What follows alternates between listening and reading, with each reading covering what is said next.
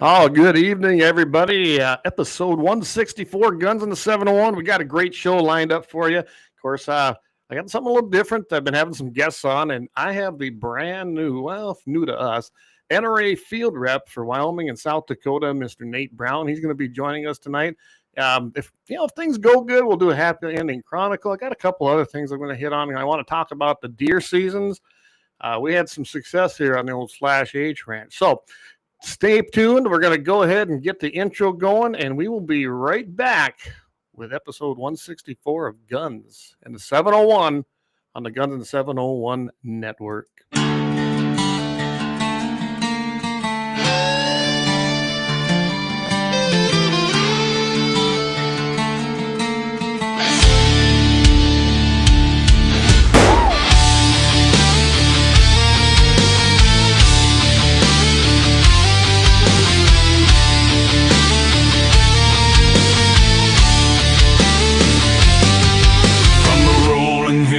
North Dakota land where the skies are wide and the freedom stands, with a Bible in my hand and a prayer in my heart, living this life where the wild plays its part. Dust on my boots and my hat pulled low, got my trusty rifle and I'm ready to go. Hunting the game as the sun hits the sky in the heart of the 701. I feel so alive. Guns in the 701. That's how we roll, faith in the good Lord, that's how we hold the line of the legacy that runs through our veins in this wild, wild land where the spirit remains. We're living free, living bold, side by side, with God on our plate and our hearts open wide.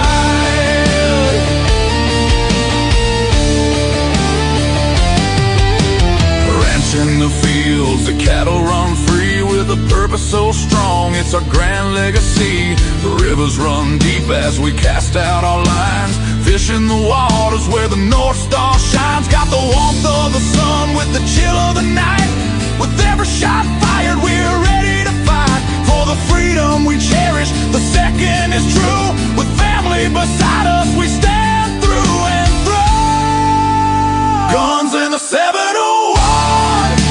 That's how we roll, faith in the good Lord, that's how we hold the line of the legacy that runs through our veins in this wild, wild land where the spirit remains. We're living free, living bold, side by side, with God on our plate and our hearts open wide.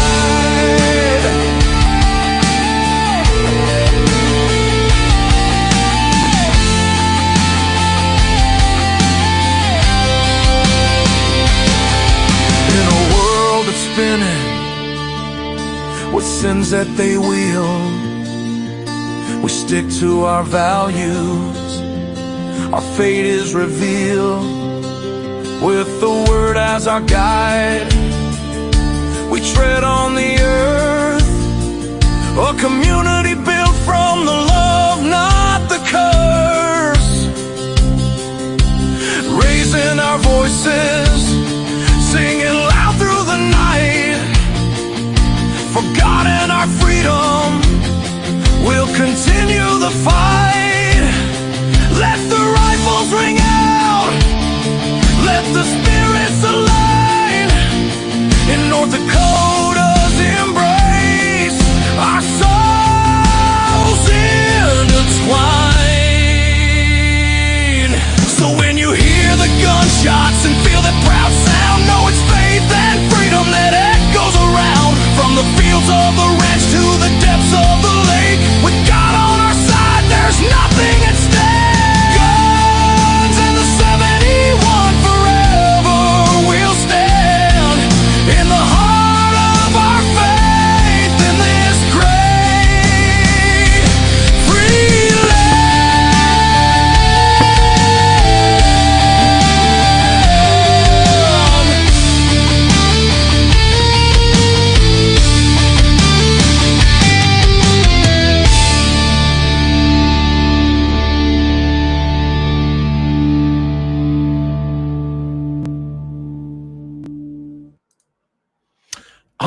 right. Good evening. That is our new intro song. I went with a little longer one. We did a little AI work with music and video. By the way, that is me and my buddy Johnson when we went on our Montana duck hunt. It was a blast, literally. And I thought that'd be a great ending. So we've got a great show for you tonight. Amelia, good to see you. Haven't seen you for a while. Lynette, hey, JD says cutting up deer meat. And I'm telling you, he got a pretty nice one with his crossbow. We'll do that. Dan Brown, good evening over there in Western Edge in North Dakota. Eric Newman, good evening from the better of the Dakotas. You got to love that little back and forth. And I used to do that a lot when we were at NRA, and we put North and South Dakota against each other. It was a good time. Gene Cox, the mayor of Mobridge. Good to have you joining us. And hey, I saw your stuff, Gene. I just wondered if you were able to get yourself your tag punch. So let us know. Lynette, great to see you as well. All right. So we got Nate Brown. I'm going to bring him on right now. See if I can't click him in here. Nate, are you with us? Here he is. I think we got to unmute him though. I got you covered. There we go. All right. So this is Nate Brown. He is the field rep of Wyoming and South Dakota, right? Yeah, they've done a little change in the layout since you were up here, Clay. Yeah, it's been a while, hasn't it? Yeah. I had a great conversation with Nate here earlier this week, and we wanted to get him on here. We had Jason Wilson on last week, and basically my whole thing is, Nate, is I want to reintroduce everybody in the Dakotas back to the NRA, the Friends of NRA, which is also part of the NRA Foundation, because it really isn't, unfortunately, it's not doing what it used to do. And we used to generate a lot of money for shooting sports programs and ranges. I mean, you name it across the Dakotas. So I'll just let you have the floor here. How do you want to start?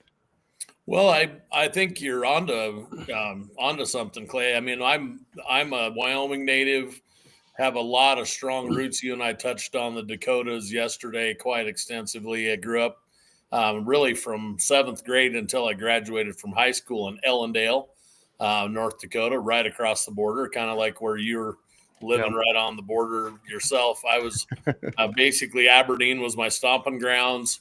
I've got friends in Mobridge now and Selby. I know South Dakota very well. My sister's lived in Rapid City for over 20 years.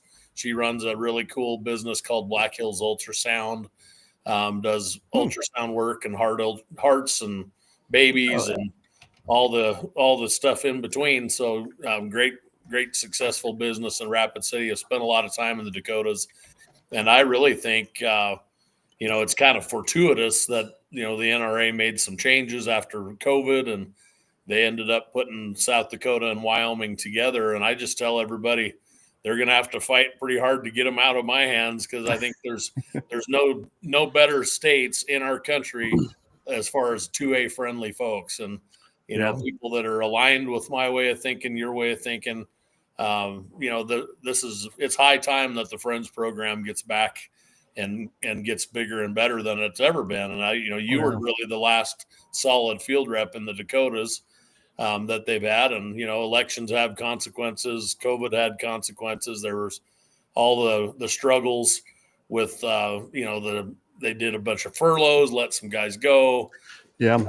Wyoming the same way. When I jumped on board on April 1st of this year with the NRA, there were actually only 4 charters in Wyoming and South Dakota combined. So only 4 committees existing across both of these states. And it's just, it's high time we get it back, because it's literally the best means to put money on the ground for shooting sports and for youth shooting that there is. So. Oh, absolutely. And it's grassroots. I mean, that is grassroots right there. You want to be involved. It's the way to do it. So I got a quick question. Are you collecting charters, and are they able to get them on the websites yet? Or is that a little bit too early? Yes, it's going well. I actually just signed up Rock Springs, Wyoming yesterday.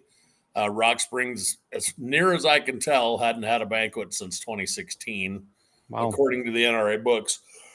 For the NRA specifically. So far, in South Dakota, which actually this is something that just happened today, Yankton is going to have a pre-event it'll actually, Clay, you understand this. A lot of other folks that are on here probably don't, but our fiscal year ends on the 31st of October. So all the money raised prior to, to that 31st of October, that money gets utilized in the following year. The grant board decides where it goes, all that sort of thing. So 25 was a tough one. I just started, and I was 4 months into 25 when I started. So 25 is going to be tough, but I've got those are the only two that are up right now. What we're doing, actually have Riverton, Laramie, we'll have Bags. Bags is signed up. We're waiting on some confirmation on dates, and you know how that works with the NRA. If you give them the date, they throw it up right away.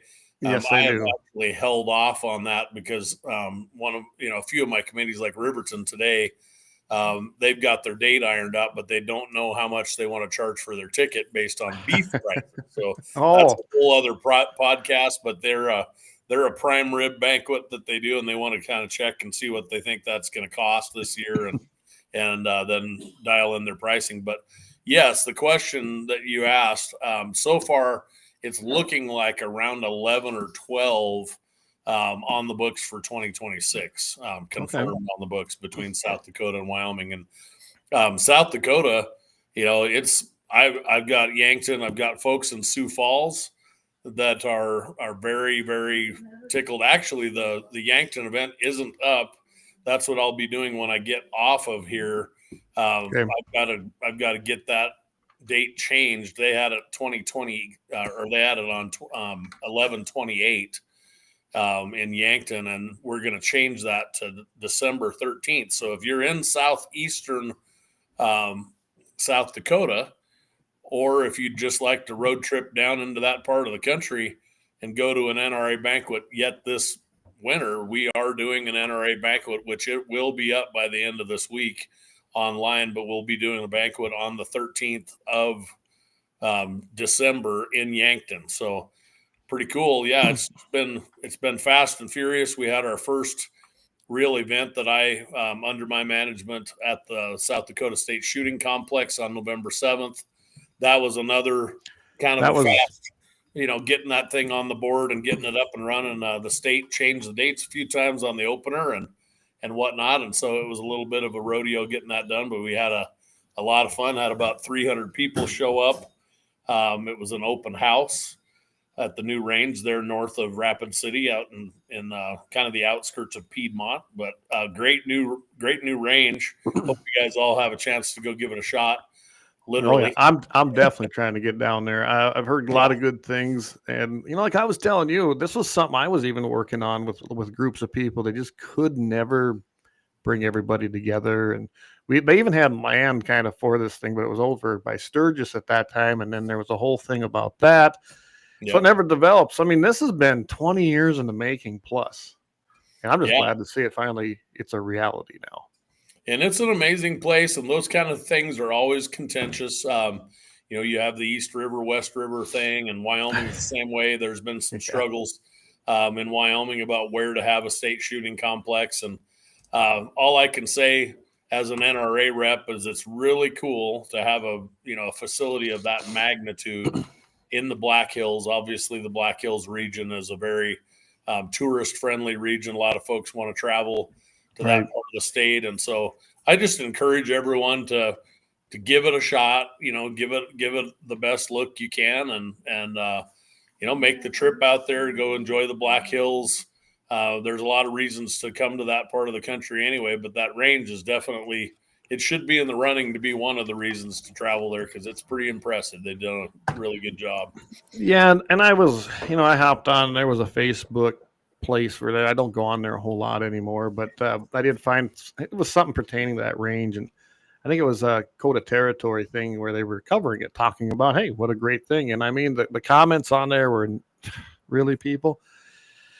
They, what about the private ranges? Oh, I could shoot for free out in the Black Hills. And yes, I get it. I have my own range right here, mainly because I don't have a nice one well, mine's pretty nice now, but I've been building it for a while. But well, I want to touch on that too. One of the things that I've noticed from, and you probably can think of the name of it. I'm not as familiar with that Black Hills region as many of you guys are that live in South Dakota, but there's a spot in the hills close to Rapid City, kind of in that area. What can you think of what they call that, Clay? I can't think of the name of it off the top. Anyway, I know exactly what you're talking about. Actually been out there. But there's a lot of, one thing about the shooting sports and having a range of that magnitude and having it free to the public is it is a really good thing from a PR standpoint, just across the whole region. People don't need to be drinking and shooting, and partying and shooting guns and all the things. And there's just, that whole area out there is just turned into a kind of a dump. People go out there and they plink a little bit, but it gives 2A friendly folks kind of a bad rap, I think, because most of us are more responsible than that. But at least it is a good facility. There'll be some oversight as to the safety and things that are done right there. So, I mean, it's $20 million range. I mean, that's what it is. It's on 400 acres. I know that. But I can't remember the name of the place outside of town. And you're right. You'd go out there and you could tell there were people that would go out there and clean it up once in a while. But for the most part, I don't know how you put this delicately. I guess you don't. There was dumbasses out there along with good people, which did not make for a great shooting environment. It really didn't. Yeah. And, there's a lot of safety concerns when things are that way. And to answer one of your viewers' questions, yes, there are metallic silhouettes. There's AR 500 targets. There's a lot of different things, and there's, it's a state-run facility, so we can all make several jokes about state employees, but there's definitely a lot of little things to tidy up and get put together. But it's going to be a spectacular place. It's already is. I've had the opportunity to shoot there a little bit, and they have ADA. They also have some ADA friendly places, so there's disabled folks can shoot from wheelchair, the retractable targets and things like that, which it's really cool that they're just trying to reach a broad group of folks. Right. Yeah. I don't know. I mean, so how did they? Do you know if the NRA put any money in from their range grant program, or was most of this raised locally? I mean, I'm guessing Pete Lean, is that how it is? Yeah, and Sons, I'm guessing, put some money into it, being it's named after them. Yeah, there's there's some. Again, I mean, we can make some statements about state stuff. It was one of those things. Obviously, Governor at the time, Kristi Noem, she was able to appropriate a large chunk right away, 13 or 14 million dollars, I believe, and then they had the ground to make up beyond that. And so they had 9, 10, 12 million, whatever, to get made up locally. And right. So there have been quite a few organizations, the NRA being one of them, that have gotten in, at that $50 to $100, $150,000 range. Some of them are, conservation organizations like the Elk Foundation, Mule Deer Foundation, Wild Turkeys. There's a bunch of those type that have come in at that level. And then obviously some folks like Pete Lean, Jim Skull.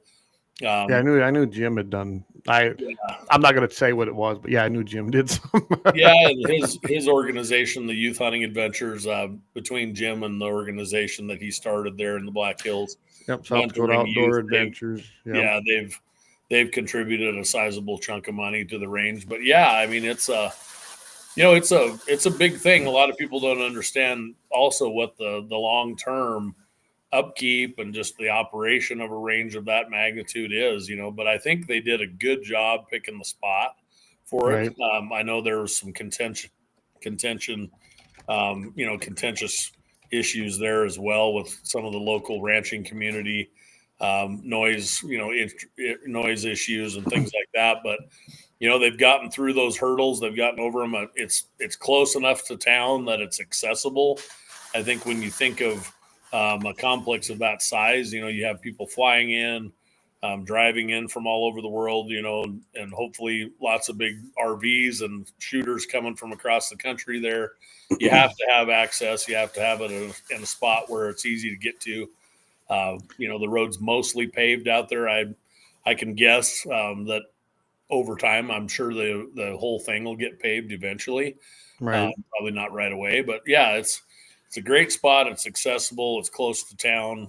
Lots of hotels within driving distance and all that stuff. So I would imagine. I was just kind of going through some of everything that's on the grounds. I mean, it's remarkable. There's a ton of stuff there. There's a free area. There is a fee. There's a free and a fee area, and there's nothing wrong with that. I always hear that. I heard that when I was a rep too. Everyone expected everything to be free. Well, then pony up donating, because nothing's free and it costs money to maintain.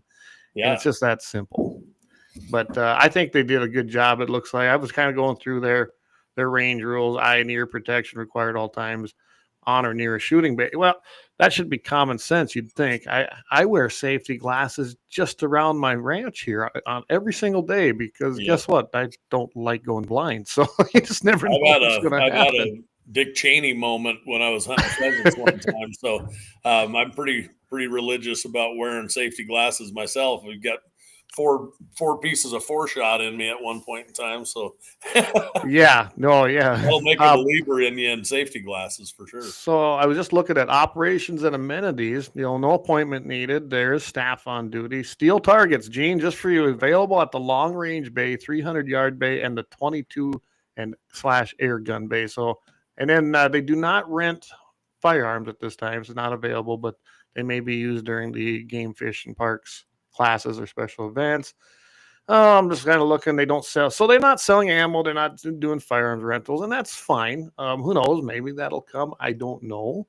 I think there's a little bit of discussion going on about how to do that. Really, to be fair, as a state-run entity, you really have to put, anything like a pro shop or something out for a bid opportunity, and there's a process, So I think they'll get there. I think it's worth taking a look at that for sure, because as well as I know, people get out there and they get to shooting, and it's 9mm ammo, 5.56. There's a lot of merit to having some available ammo there. I think there's also a little bit of merit to having rental gun opportunities and things like that. But I think one of the things they're looking at right now, at least, is there are several organizations that are up and running, NRA instructors and all kinds of other different groups, Girl and a Gun, folks like that the organizations themselves have rental guns or loaner guns available, but at least it's kind of in a controlled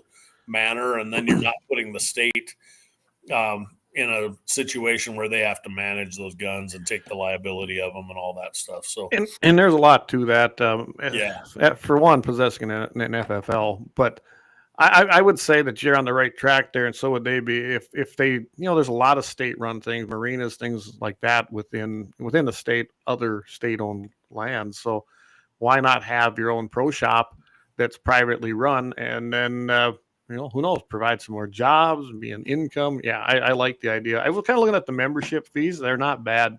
So you got the free to the public includes a 50, 100, and 300-yard bay and an archery range. It's open during business hours on a first come, first serve, and an indoor area available by reservation only. Membership required areas are long range bay, shotgun area, sporting clays, and north range. Individuals $100, family $150, a day pass is $20. I don't know about you, but to me, $150 for my family to go shoot there all year, I mean, to me, that's pretty darn cheap, especially for what they've got there, in my opinion. Yeah, I think you're right too. And I mean, there is the free portion of it as well, and I think you really do. And I, as the NRA rep, I mean, you were the me at one point in time. I want there to be a free option for folks. I think there's a lot of marginalized people in both Wyoming and South Dakota. And one of the things that I'm sensitive to, not necessarily from a personal standpoint, but just from some of my past involvement and stuff, is, there's just a lot of single parent households out there. And so I think it's nice for there to be a free option. I think mentorship is something that a lot of organizations can really help with, as far as getting kids and boys and girls both outdoors, providing shooting opportunities. Shooting sports is something that I think, as a general rule, folks in North Dakota, South Dakota, Wyoming, Montana, all of this kind of gaggle of states, we take it very, very much for granted. Yes, we do. I had a guy ask me today, have you ever shot 5-stand? I've never shot 5. Oh, I love 5-stand. The first and time I got introduced to it, and really we have until, I don't know, they got one down there now, but up until then, there really isn't much of that around here. Well, and that's exactly where I was going with that, Clay, is that, you look at the opportunities that this range, on a range of this magnitude, will open up to people, even like myself. And not to take away with my raising, I wouldn't trade it for the world. But, I grew up, shooting live birds and blowing holes in the sky and, hoping I could scrounge up enough lawnmower money to make some more money and buy some more shells. And, my dad, he was pretty good about helping out and paying for all that stuff as much as he could. But, the reality of it is if you have, the Black Hills or the, sagebrush flats like we have in Wyoming, wide open BLM and public land all around you, you really take for granted the opportunities that a range like this provides. You don't realize that, you never were exposed to, like long range shooting. We did some long range shooting, but that's really something that's taken off. I had some great help from the School of Mines kids. Just by happenstance, I ended up kind of running into them, and I'm one of those guys I'm a pretty good bird dog, and I found some kids that were able-bodied and liked guns, and I said, hey, would you guys help me put on a banquet and help me set up and stuff? But the School of Mines, the engineering school, they want to put together a friends committee, and do their own fundraising, and they'd like to actually provide a training, like a Sonora Institute North, so to speak. Really? At School of Mines, they've kind of got a lofty idea of. But I think it's totally doable. The Black Hills is there's a lot of draw, and it's a great place. It's pretty, the temperature and the weather's pretty nice. And what a great place for there to be a gunsmithing school and, learn how to build custom rifles and things like that. I was just thinking that. I mean, the closest gunsmithing school is down in Colorado. Yeah. That I know exactly. of. I've been rolled through there. Colorado's getting where it's pretty hard to even have a gun. No, isn't that something? Yeah, Colorado used to be a good state, and now it's been like so many of these has been taken over by the big urban areas. I mean, it's just and people moving in, and like we always say, don't California, North Dakota, or don't California, South Dakota. Well, it's happening. We saw it happen in Montana. I mean, that Kalispell area. Oh my goodness. Oh yeah, Jackson Hole in Wyoming. Well, and Cheyenne, we're right across the border. Cheyenne's getting fairly liberal, and the reality of the NRA and the Friends program, and why I ended up jumping on board is I really feel like it's one of the most rewarding things and one of the most needed things right now. Complacency and apathy is a huge problem in South Dakota, Wyoming, all of these areas out here. We all grew up with guns in our pickups and. Having I might have a few. Yeah, and all that stuff, yeah. And that's only the ones I got there. You take for granted that you have the ability to be free and to do the things that we do and go out your backyard and shoot. And everybody thinks, well, we're in a right wing, presidency right now, and we've got Trump in here. What's there to worry about? But I'll tell you what, 2026 is right around the corner, and elections have consequences. And yes, they do. People have to change people where they live. You have to catch kids when they're young, show them the ability of, being able to handle guns safely, go out and provide food for your family, all of those things. They're the kind of thing that we've got to get that constituency that's moving into these states on board with our way of thinking. So. Oh, absolutely. Absolutely. Hey, we'll go a couple of comments. Doug Wolfie says $150 don't buy much steel, especially AR-500. I mean, I've got a few out here, and that's not a lot of money for steel. Gene says it costs more in gas to get there, so 150 isn't much. Exactly. And I don't know. I mean, I go down to the hills at least 4 to 5 times a year. To me, when I get down there, I'll probably buy a membership, A, just to support it, and B, if I want to go shooting, guess what? It's there for me. And I would imagine even in the wintertime, I didn't really look at their schedule. I know they had something in there, but if it's nice, you know what, I could envision them doing something once they get on their feet. I mean, what about a Christmas, not on Christmas, but a Christmas shootout or something? Maybe a special Friends of NRA event right there in December. I don't know. I could just envision something pretty cool. Yeah. Yeah. There's a lot. Have a game day at the range, and end up with a little, food and beverage and give away some guns. There's all those things are on the table, man. I'm all for it. And they make glow in the dark clay pigeons. So yeah. Oh my goodness. What are those new little handheld launchers called? Oh yeah, I've seen those. I can't tell you the name of them, but I can't think of it off the top of my head, but boy, they're cool too. And then, just like the 5-stand thing, that's a world-class shooting facility. It really is. And I think when you think of shooting sports, that's another thing I wanted to touch on is, I really never thought of shooting as a sport. Let's take a quick break. Thanks some sponsors here. We are powered by Lauer Auto Repair, so you don't want to waste any time. If you're in Bismarck, you want to get up there, 309 South Washington Street, talk to the boys there, find Doug, and he will fix everything because he is the smartest mechanic I know. All right. Anyway, we will be right back with Nate Brown, and we'll do it. Let's dive into the shooting sports aspect and a lot of other things right here on Guns in the 701.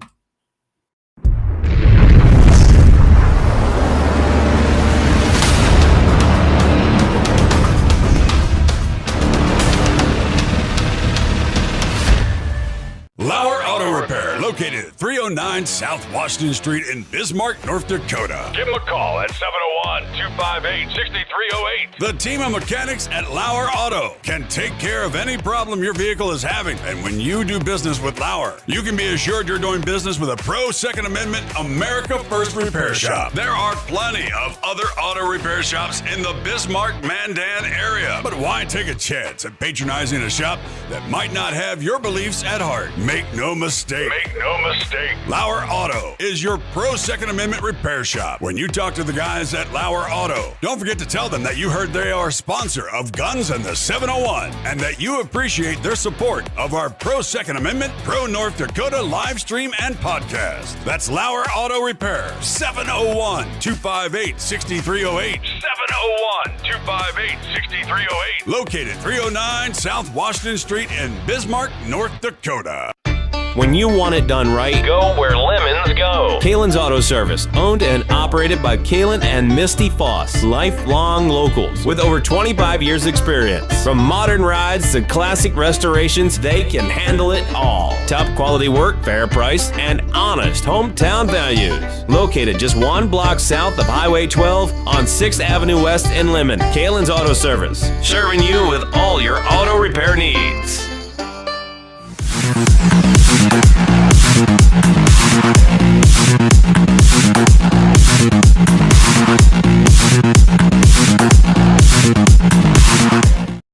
And we are back.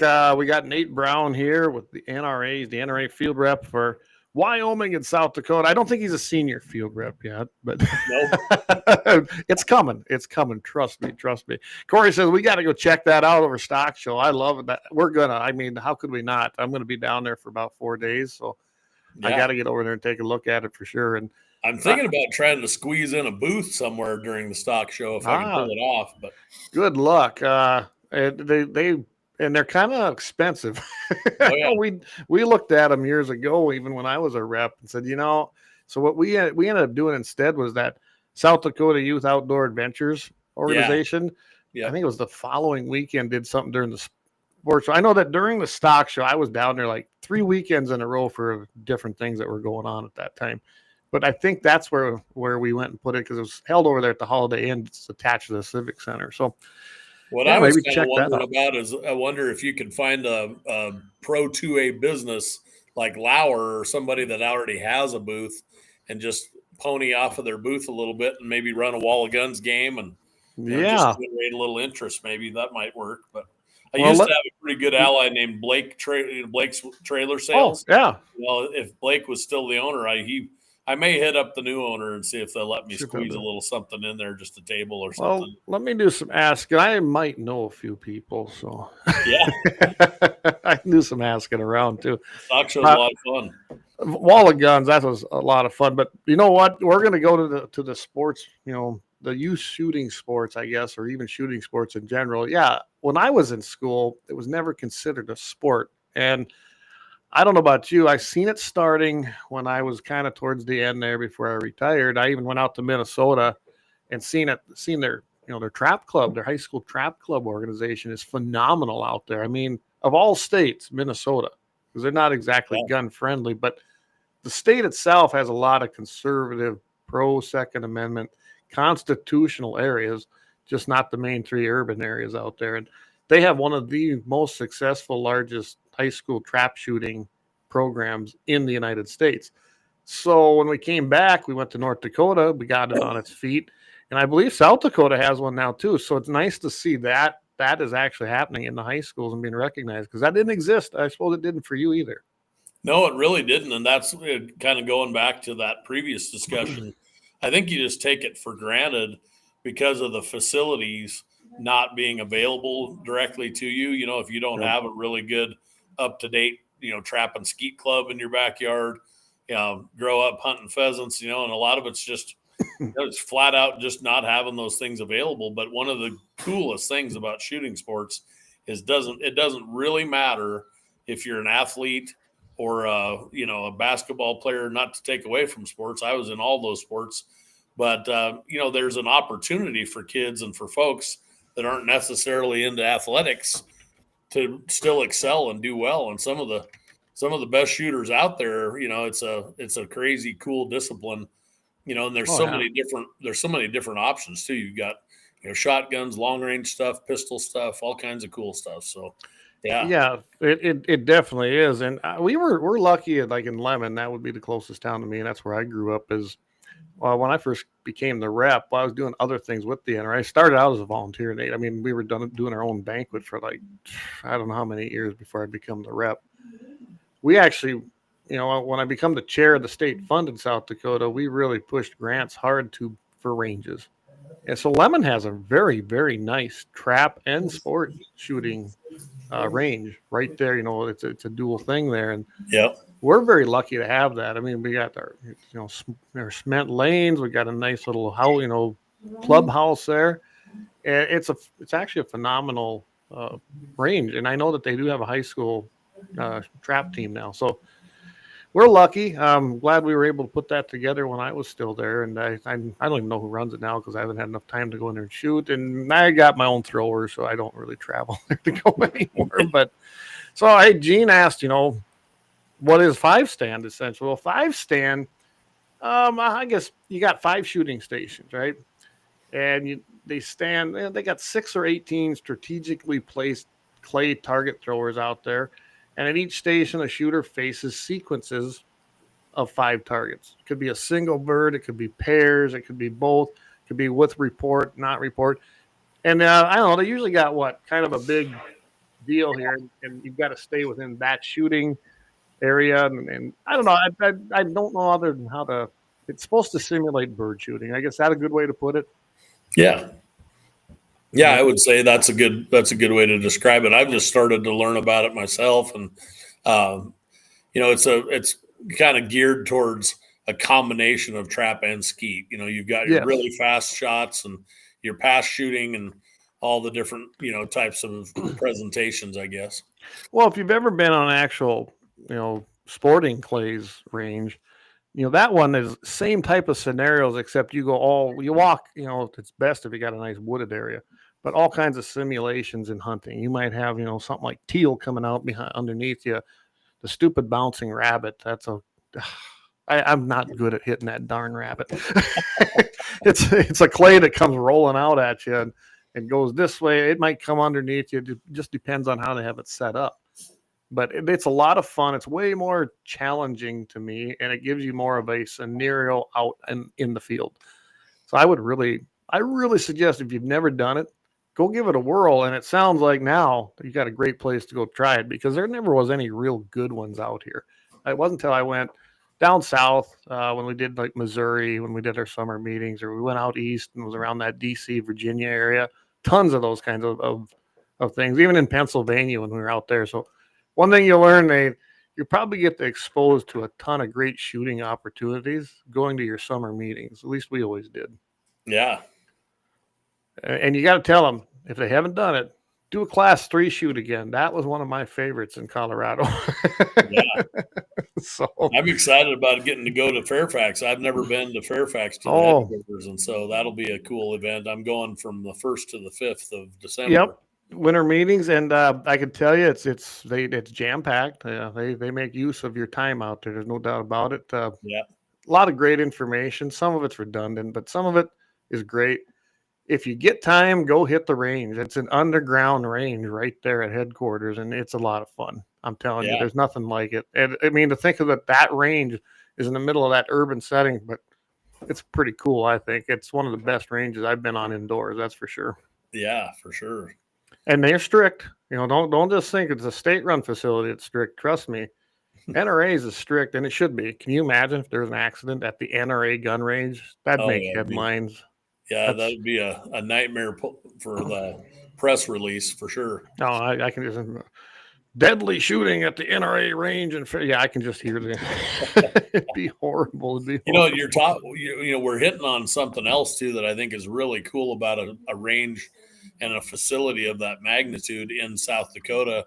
One of the things that's really become evident to me is the level of proficiency and becoming proficient with handguns, and especially handguns, but even with rifles, shotguns, whatever. We kind of have a tendency when we grow up where we do in this part of the world. You kind of wake up with a gun in your hand and go to sleep with a gun in your hand, so you kind of take it for granted that you're proficient. But when you get around folks that do it professionally, it's very humbling, and it's very evident that it's time well spent. Just like a track, runner, you'll never run as fast as you will if you're running against someone who's faster than you. So if you want to get good, go into a range like that, and or even to a local range where there's good shooters, it just makes you a lot better, more proficient user of firearms. Absolutely, yeah. It's like you said. Wait till you get around the guys that are competitors in that, depending on what their discipline is. I'm telling you, if you think you're a good shooter, you'll be humbled very quickly, no doubt about it. I have to mention this to everybody because I'm going out to the state convention out in Fargo, and these are still available. A&A Engraving did all that fine work for us again. Get a hold of me. As you know, with the rules on all the commie platforms, we can't say what I'm talking about. So go ahead and get a hold of me. It's pretty easy to get a hold of one of these. And we're about sold out. So get a hold of me, Trampus, or any other guys, and we'll get you set up. So I had to throw that in there, Nate. I'm still doing those kinds of Freedom Rod raffles. That's how we call them. Yeah. They did a fantastic job with these. Look at that. Yeah, bang stick raffle. Yeah, and we had A&A Engraving. You and I had talked about that, and I'm gonna get you introduced to them guys because they're absolutely. I'm excited about that. They've done so much great work for me since the NRA even. I've stuck with them, and we've done a ton of great things with them. I just can't say enough because they have made some fantastic ones for me. They just have. I'll show you one they did here in a 1911. So as it loads. But anyway, you need to. I was telling you about the grips on there. So look at that one, right? Man. We made one that actually has NRA grips and kind of the same styling. So I think we can do something for you. That's really first class. What does NDFB stand for? North Dakota Farm Bureau. Okay, gotcha. Yep. That was the one we did, the blued one. The year before we did a stainless steel, and the year before that we did a complete gold one. Nice. So that one was really cool. Luckily, one of my friends won it, so he was in a different county with a different group, but a farm bureau, and he won it. And I was like, "That's pretty cool, because at least now I can see it still." Here, check it out. That's those grips I'm telling you about, and only ours said NRA when I was with the NRA. But yeah, we did that one. That was completely plated 24 karat gold. Wow. So, yeah, I do. I always was into the high end stuff. Make it unique. I mean, there's a million raffles out there, right? Yeah. And how do you stand out? Well, you get something like that with a limited draw of 250, 300, chances. I'm trying to avoid the code words that they nick you on, but Yeah. and that's a real thing. But anyway, so shooting sports, yeah, it's a very new concept to a lot of people. I think it's kind of like when we changed, AR-15 got a bad rap because, it's an assault rifle, never did stand for that. It was Armalite rifle. I mean, that's always been what it was. But I liked it when they changed it as a modern sporting rifle. Yeah. I mean, that's really what it is. It's not just something you go out and kill people with like they were portraying. I mean, my buddy Jamie, who helped start this with us, I mean, he uses an AR hunting all the time. I mean, it's kind of his go-to gun. Yeah. And they've gotten so much better. I mean, the developments that have taken place in that world. And I don't know, ARs are tinker toys for men. I mean, you can build and have fun with them. It's an addiction that you have to really be careful. I got into that when I was working as an operations foreman in North Dakota, and I had too much money to play with. And you start building a new AR every weekend. You end up, I better do this, I better do that. I got to build one like this and then next thing you know, you've got 10 of them. It's like, holy crap. Well, it's so easy. I mean, I never built my first one till a year ago. Jamie kind of told me what to do, and I got the parts and I put together a 6.5 Grendel for myself. That's what's so cool about that platform is there's just so many different things you can do with it, And you get guys like you went to Precision out of Utah. Those guys have been really good supporters of some of the stuff I've done in the past, and they make a upper that actually will come all ready to go, but it's actually a bolt gun, bolts right onto your AR lower, And those, I tell you what, those things they're shooting. A long ways with those ARs, those bolt action ARs. They're 6mm arcs and all that stuff. But yeah, there's so many different ways you can go with an AR. It's pretty fun. Oh, absolutely. There's JD right there. He said, haven't logged into my X account for a while. Good evening, boys. That's the other guy that helped start this up with us. And he's been doing a show called 701 Nation now. But I like what Eric Newman says. Longtime friend of mine too. Gun sport's the only sport that offers something after graduation. All others are just for show during school. There's a lot of truth to that. Yeah, that's what I always tell everybody. You teach someone to shoot, they can do that their entire life. They really can. And you can get better at it. You don't really, there is a certain amount of natural ability to be able to handle, shoot, and understand the concepts. But in reality, you can teach yourself to shoot and become better every time. Yeah, there's so many available online resources nowadays. You've got YouTube and X videos and Instagram. There are just so many different training tools that are just free and available right at your fingertips nowadays. Right. So. And Doug here, this is one of the owners of LAUER Auto. We thank him. And here's Doug. He says, you keep upgrading parts, and then you have extra parts, and then you have to build something new with the old parts. It's a vicious cycle, isn't it? Doug's spot on. I about have enough spare parts laying around that all I need right now is just a couple of things. I've got another AR. I could build another one right now. I don't have a lower. I don't have a receiver. I got to give him a receiver. But other than that, I got enough parts to build another full firearm. And this one would actually be in a 5.56 223. But I need another one. But hey, I can always use another one. Come on. So tell you what, we're coming up on the top of the hour. We're a little early, but I'm going to take the big break. So this one will be about 4 minutes or so. So if you got to stop and get something to, refill or use the bathroom, whatever you need to do, everybody, we'll be right back. Come back with Nate. And I don't know, we can talk whatever we want, but I do want to touch on how well hunting went this weekend around here. And I don't know about you out there, but it was a success. So we will come back and continue our discussion with Nate Brown, NRA Field Rep for Wyoming and South Dakota. We'll be right back. Thanks.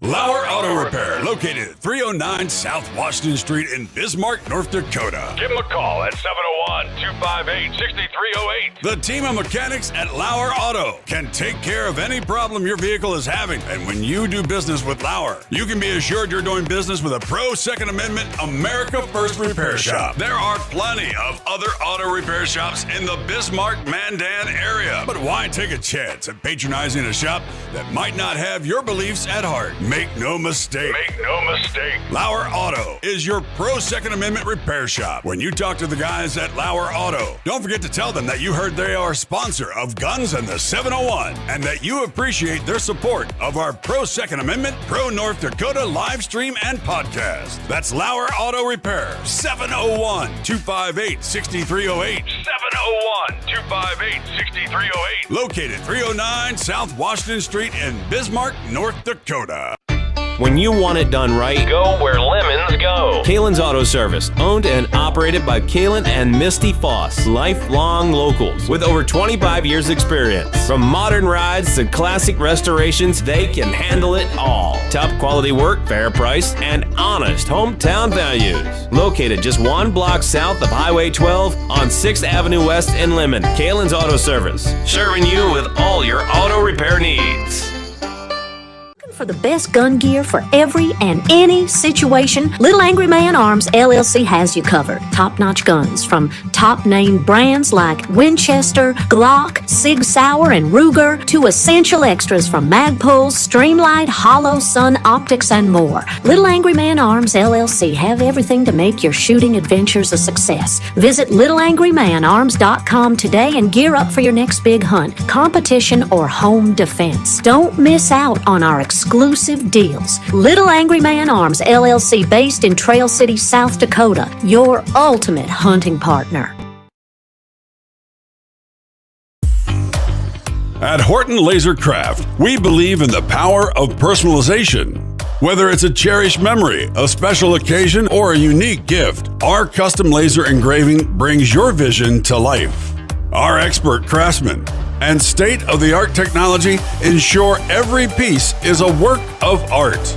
From personalized decor to one-of-a-kind keepsakes, Horton LaserCraft makes every moment unforgettable. Horton LaserCraft is owned and operated by a local veteran and his wife located near Thunderhawk, South Dakota. They provide custom laser products at a reasonable price, and their turnaround time is fast and efficient. Custom board cutting, glassware, decanter sets, mugs, assorted stainless steel jewelry, assorted tags, decor, custom acrylic nightlights, and much, much more. Call them up at 605-545-7535. Horton LaserCraft, where memories are engraved.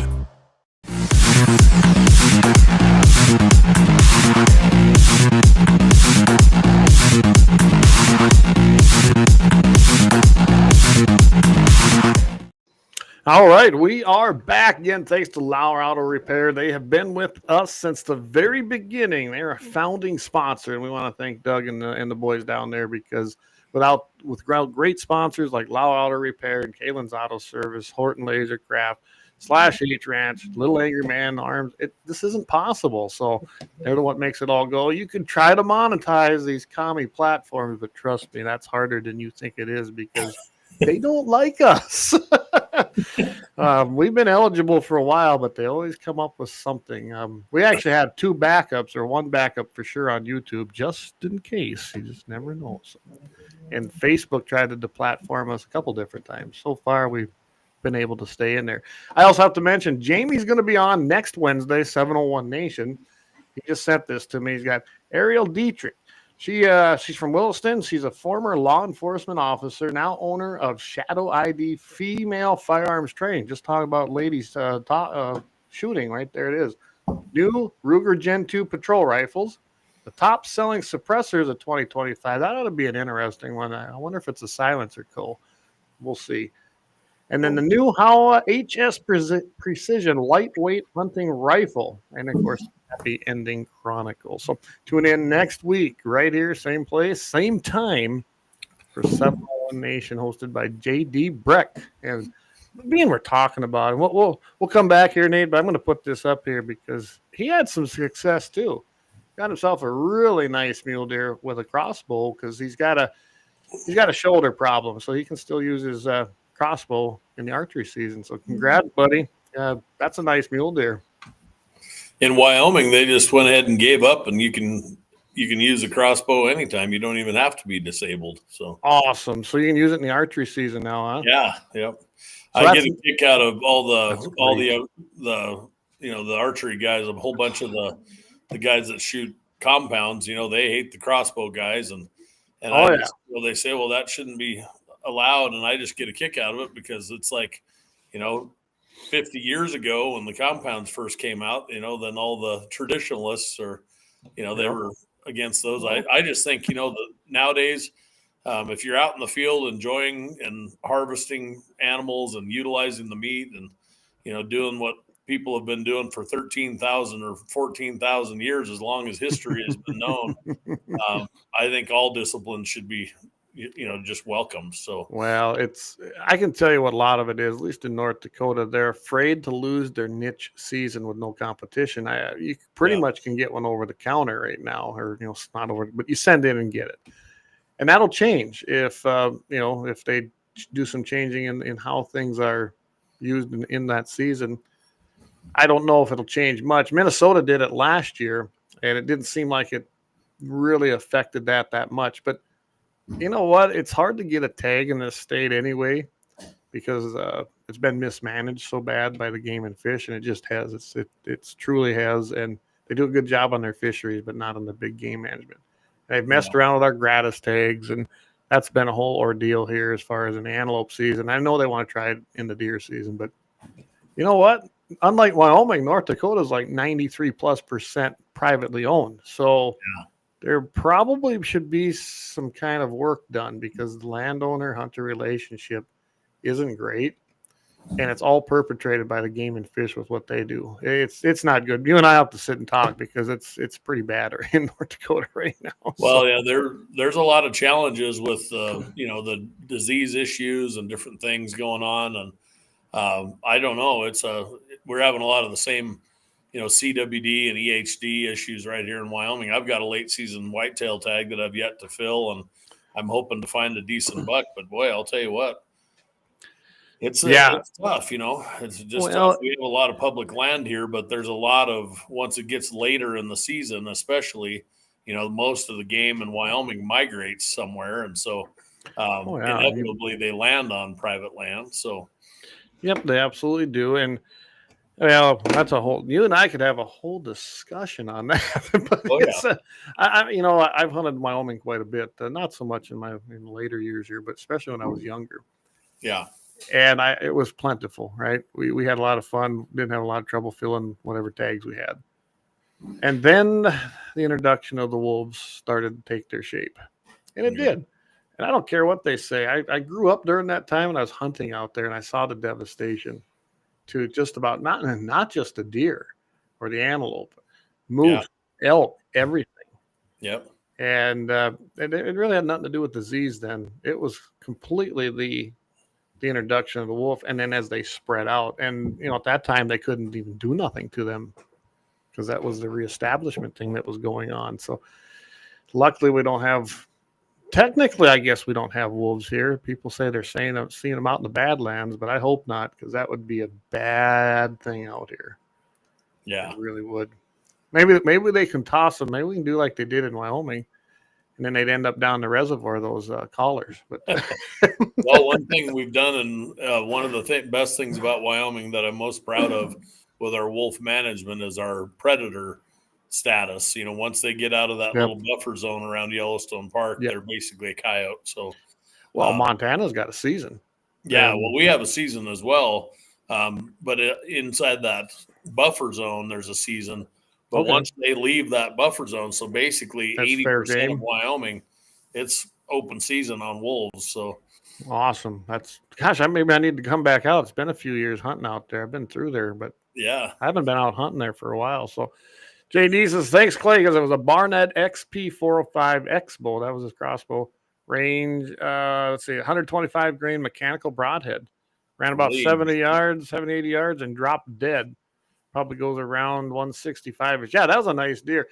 Yes, he is. Hey, Jamie, we should have had a great big one on the ground this week, but I let one of the guys actually do the shooting because it wasn't on my land. It was on the public land, and my gratis tag is only for my land. But he did miss. But I'm telling you, it's the biggest deer I've ever seen, and he'll go way beyond that. I mean, I got a good look at him, but I'm still looking for him. I know he's in the area. I kind of know where he's hiding out, but nobody has access to that 1/4. So I imagine he's going to hold tight there. But gratis tag, I understand, turns into a muzzleloader tag or any tag. So when you get a gratis tag in this state, you can hunt any season you want. It's like the one tag system that keeps getting talked about. Well, that's pretty much what the gratis system is. That's kind of appealing to me that I could take that now and go hunt that late season for that deer because I'm going to have a way better chance of finding him here in December, I bet. So I'm kind of looking forward to that. I'm not in a hurry to get him right now. So let's see. Oh, he's stuck him at around 30 to 35 yards. There we go. So all of the myths of crossbows, and you'll be shooting 100 yards. It don't look like it took 100 yards. It was 30 to 35 yards. I think a good compound bow, I think people can shoot that at that range, can't they? Oh yeah, there's a lot of people shooting 70 or 80 yards with a compound. Yeah, I'm not an archery hunter. Got nothing against it. It's not my thing. I like to shoot rifles, and I have my sons have 2 tags too, and I would really love to see one of those doe tags filled or their tag in general with a pistol. I've always wanted to do that myself too. I've never got it done, but it'll happen. I'm only 51. I should have time, I hope. Yeah. So, well, I'll tell you what, as long as we're on this subject, let's do some bragging here. I'm going to put some pictures up that you sent me. Well, there you go. There's cool. an elk. Yeah. So tell us a little bit about that one. I think I know the story here, but I think that's what you're telling me about. That's my mother. Her name is Cheryl, and she drew an Area 100 Type 1 elk tag, which is a very coveted red desert elk tag. You can see that's not typical elk country. When people think of elk in Wyoming, they usually don't think of sagebrush, but the red desert's a pretty spectacular place. And we were able to connect with that bull last year and got a nice bull out there. And she made a great shot. She practiced shooting out to 400 yards, and we ended up killing him at about 40. So pretty amazing how things worked out. You wouldn't think there's a lot of cover, and there isn't. But, if you use the sun to your advantage and the wind to your advantage and hold your mouth just right, then you can find a bull like that. It was pretty cool. If you don't know where the Red Desert is in Wyoming, look it up. It's, I think, about 9,000 square miles, something like that. It's a lot. It's an inward basin, so none of the water leaves the Great Basin, and it's just a spectacular place. It's actually Huge area. Very, very mountainous in spots, lots of different desert type areas, lots of steep, deep canyons and different things. It's some rough country. It's some Rock Springs and Lander, and then all the way over kind of towards Muddy Gap and Rollins. It's a huge area. My buddy Travis that was on here earlier, he used to live in that Riverton area, and I think he's hunted that area too. And I encourage you to look it up and maybe even visit it if you want, because it's a neat area. So what about this one? That's my dad. That's my dad with a pretty nice pronghorn that was just not far at all from Riverton, about 35 miles. He was actually on private land. I got to spot him, early in the season.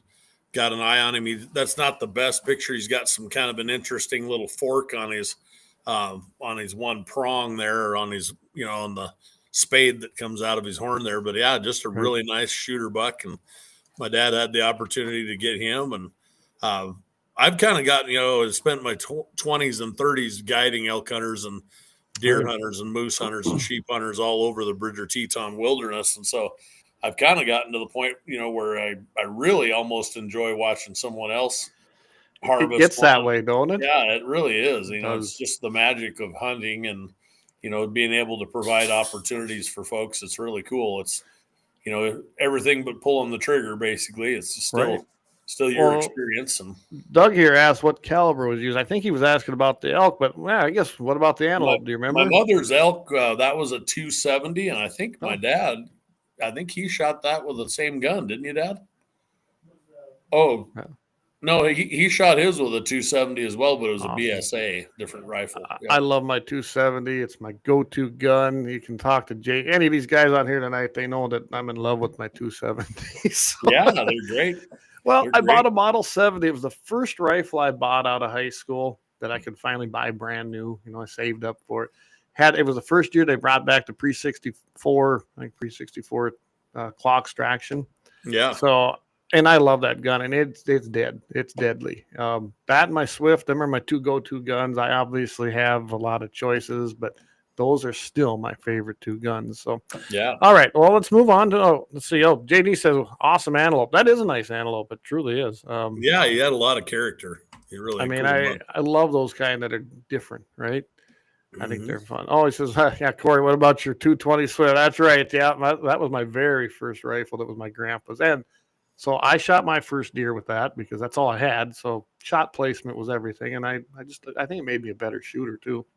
I use it on dog towns, and Jamie can attest to that ain't too many doggies get away from me, but I've been shooting that gun since I was 16 years old. And then, of course, I had both of my sons, they took their first deer with that same gun. So they took that first deer with their great-grandfather's rifle. And then I took my first hog down in Florida with that gun. So, yeah, I do like my 220 Swift, too. Heck, yeah. But it's shot placement. All right. I'm going to move now. This is one of my favorite ones you sent me. That's just awesome. I love that. That's great. Well, you have to be do a selfie once in a while. That's right. I was out hiking around above Lander. That's a 10 millimeter Rock Island double stack. Oh, I love the 10 millimeter. Yeah, that's a Rock Island Tac Ultra, they call that, with a light on it. So it's pretty cool. Rock Island makes some pretty nice. They're very affordable guns, and they're good shooters. They are, yeah. They're great guns. I've got two of those. Well, when we were doing banquets, I would order them for the banquets. Simple simple gun. I'd take those NRA grips from A&A Engraving and slap them on there, and instantly we had an awesome raffle gun. Yeah, you can add value to it. That's the thing. You can make it unique, and you find someone like A&A. I'm excited to meet those folks. Yeah, Mark. Well, Mark doesn't do a lot down there, but his daughter, she's taken over, and they do great work down there. I can't say enough about them. 10 millimeter, the best millimeter. There you go. Yeah, especially when it'll hold like 15 or 16 rounds. That's pretty impressive. I love my 10. If I take a plastic gun, I call them, but if I take one of them, I always grab the 10 millimeter. I've got a 40. I like that. I've got every caliber I think out there, but I do like the 10 millimeter. I'm kind of partial to that. So, all right, now I got this one here. If I can bring that up, there. That ain't the same one. That's a different one. No, that's a 2 years ago. That was that antelope. Yeah, that was nice goat there. Private land goat. Yeah. Same thing. I had a good friend that I know right down here, not far from the house, and we just we couldn't pass him up. He was just a good shooter buck, and he was right out in a guy's center pivot, that I know real well, and so we had that opportunity, and it just provided itself. One of the areas that's my dad lucked out and drew that tag is right here in the Riverton Valley, so you're pretty much hunting public or private land right within the Midvale Irrigation District area. Okay. So right here in this local area. So that was a good opportunity, and nice shooter, average, just kind of an average run of the mill buck, but a decent one. See, that's above average in North Dakota most of the time. They don't get big around here. I've had some on this place, but you know what I noticed out in Wyoming? Because we don't have a lot of irrigation here in my area per se. So when I'm out there and I see all these irrigated alfalfa fields, oh my goodness, the deer and the antelope that are literally on there are just amazing in that late fall. It's all green still, and then they just swarm it. Anyway, the private landowner. Yeah, it's private land, but it's irrigation land. It wouldn't matter if it was private or public. They'd be there because that's where the food is. Yeah, it's just that's a critical piece. You've talked about private land and touched on that, but that is a critical piece to wildlife and conservation and just management in general. I think you really have to look at the whole holistic picture of where game live in the wintertime. And, if it wasn't for the ranchers and the farmers and the ag people, there really wouldn't be the feed opportunities for the wildlife that we have and that we can sustain nowadays. So, oh, absolutely. Yeah. Which translates to more and more animals and opportunities. And my great grandmother, we're about third generation Wyomingites here. And my great grandmother used to have to hunt for jackrabbits when she was a little girl, in Lusk, Wyoming. And, Lusk, I know where that's at. Yeah, you talk just across the border, and you talk about, game and wildlife and plentiful game. At the turn of the century, there wasn't near the game available that there is now in a lot of places. People think, well, there's, we've got to really manage wildlife. Well, we're managing wildlife for opportunity now. And that was something, when you look at the turn of the century, everybody ate wild game. So, right. That was their food source. Yeah. That was their red meat. I mean, there wasn't the cattle. Yeah, it was way different then. And I saw the pictures turn of the century. They hang all over at museums. Of course, there were no limits, and it showed. You'd see 20 deer hanging and maybe 6 guys around there. Yeah. And then and they did. That's what they ate all winter, though. It wasn't like they were wasting it. That's just what they ate. So let's the North American model and all that. It's important. I love the North American model of wildlife management and game management. It's a big thing. Theodore Roosevelt kind of saw the writing on the wall. Yeah, you can't just shoot wantonly and without any kind of management at all or any control. You'd have to be careful, or we wouldn't have the game available that we do. And I think that's it's great that we have so many organizations working for wildlife and providing opportunity. And I love that the NRA has been here from basically the very beginning, 1871. Celebrated their birthday here. Yeah, I get a kick out of it. I mean, people talk about, well, if Kamala Harris gets elected, I'm gonna move out of the country, and I'm much like, where do you think you're gonna go? Because if you want to bring your guns with you, this is the last great place. It really is. I mean, there's no place like this on earth where you can literally have a gun and protect yourself and do all the things that we take for granted here. So, absolutely. Yeah, no, they just, I'm not even gonna go down that road tonight, but we could. We're gonna have you back on anyway. So. Let's see. 10 mil, a little corn pile out there. Clay will bring that deer in, and thanks to Dusty Backer, who I had on last week, and we got the baiting bill through in North Dakota, so it's not illegal anymore. So let's just say it's taken care of, Eric. It's taken care of. I'll just leave it at that. So, I'm gonna. Like I said, you sent me these, so we got to do a little bragging. I mean, you putting your. Oh yeah, there you go. Speaking of our cow elk. That's the first and only cow elk that I've ever harvested. I spent all my 20s and 30s guiding elk hunters and living in the backcountry of Wyoming, and most of the areas that I hunted all that through that whole time of my life were all bulls only areas. Okay. And so I decided, I've got to go kill a cow, and we have a little issue going on in Lander, Wyoming. Lander is kind of, and you touched on the wolf thing. The wolves have basically created a scenario in Lander that's much like Estes Park, Colorado. So we've got a large volume of elk that are living in Lander all winter long. And so Game and Fish is, trying to harvest as many and push them out of town as they can. And the wolves just keep pushing them right back in. And so, well, that's where they're safe. We've got a scenario over there too, where it's, you have some liberal folks and, more left-leaning folks that love having elk in their backyard. And then you've got the rancher, and he doesn't want them eating his haystack. And, 300 elk will put a hurt in a haystack in a hurry. So in a big hurry. And I've been through Lander. It's been a long time ago. I've been in that country too. Like I said, I've been all over, I think just about all over Wyoming, because either it was with the NRA and when I was doing work with Dave once in a while, or I had a lot of friends out there that go out and go hunting. And I know, I used to travel around Wyoming a little bit. But I killed that cow with an MSR-10 long range 6.5 Creedmoor. Really? Jamie, did you hear that? AR-10. The 6.5 Creedmoor. And she's proof that photo's proof that you can actually kill an elk at 400 yards with a Creedmoor. So. Oh my goodness! So now all of you people have been making fun of the Creedmoor man bun wearing Creedmoor shooters. There you go. I shaved my man bun, but you know. I have a Creed. Well, I got a couple Creed. I like to have a lot of calibers. Not that I shoot them all, but yeah, I've got a Creed as well. Jamie shoots a Creed, and that thing shoots. I'll tell you what. That's an AR-10 platform that Savage came up with, and it's heavy. It's it's got a big old scope on it, and it's got a bipod and all the stuff. Probably weighs about 15 pounds, but that thing, I'll tell you what, you can shoot 400 plus and kill elk with it. So. I really love it in coyotes. I've got it in a Ruger Precision with the Burris eliminator on there. So, yeah. I mean, I got all the cheating stuff, as some people call it. But trust me, I was shooting long before I had the little button to show me where to shoot.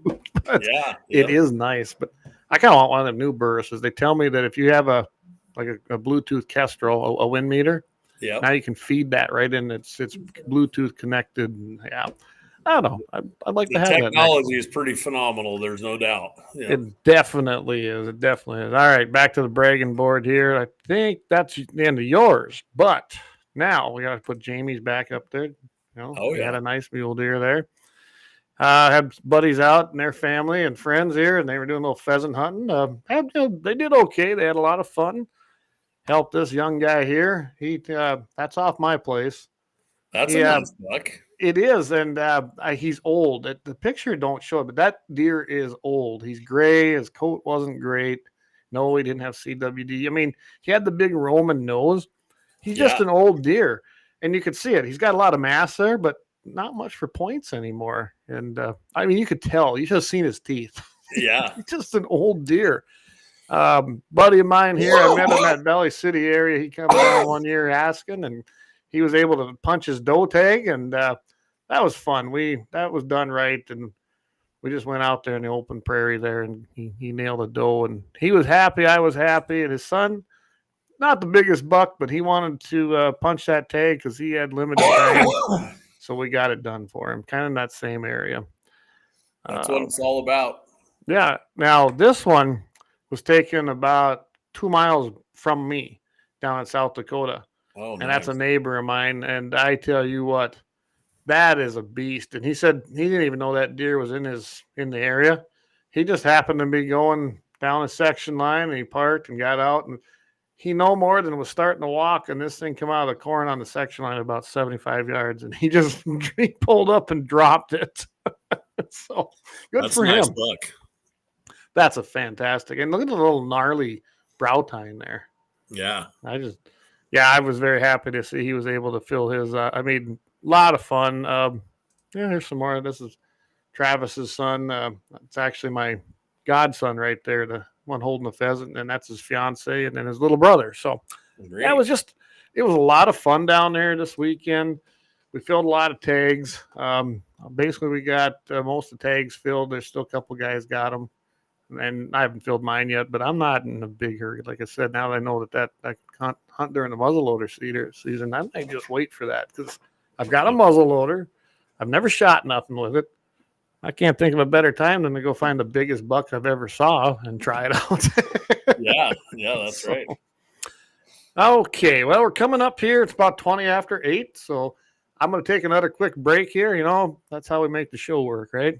Yep. We'll take another quick break here. We'll come back, and I don't know. There's a lot of avenues we can go down, but maybe we'll talk a little bit more about the changes we're seeing in the NRA. I mean, I think they've been positive. So yeah, for sure. All right, we'll be right back.